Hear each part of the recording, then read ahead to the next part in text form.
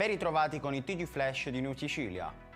Lacrime e dolore sulla strada 20, un incidente mortale si è verificato vicino allo svincolo di Milazzo subito dopo, in direzione Messina. Da prime notizie pare che il sinistro sia stato autonomo, forse complice l'asfalto reso viscido dalla pioggia. A perdere la vita un uomo intorno ai 50 anni che viaggiava a bordo di una Lancia Y.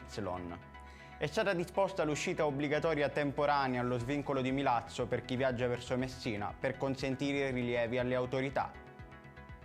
Incidente stradale a Vittoria, precisamente all'uscita del supermercato Lidl all'intersezione con la strada proveniente dalla stazione ferroviaria e capolinea di tutti i bus extraurbani.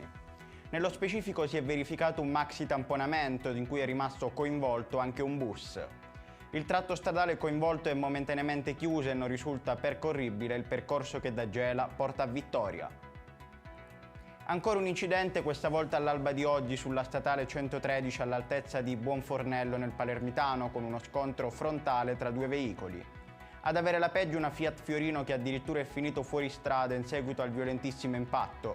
Due i feriti, entrambi conducenti dei mezzi coinvolti, trasportati all'ospedale di Cefalù. I carabinieri di Siracusa Belvedere hanno arrestato un pregiudicato siracusano di 37 anni che nel 2019 si era reso responsabile di atti persecutori nei confronti dell'ex compagna. Dopo l'interruzione della relazione voluta dalla donna, il soggetto aveva a più riprese perseguitato, maltrattato e picchiato la vittima. Dovrà scontare per questo la pena di 3 mesi di carcere, come disposto dall'autorità giudiziaria. Ed è tutto per questa edizione, il prossimo appuntamento sarà questo pomeriggio alle ore 16.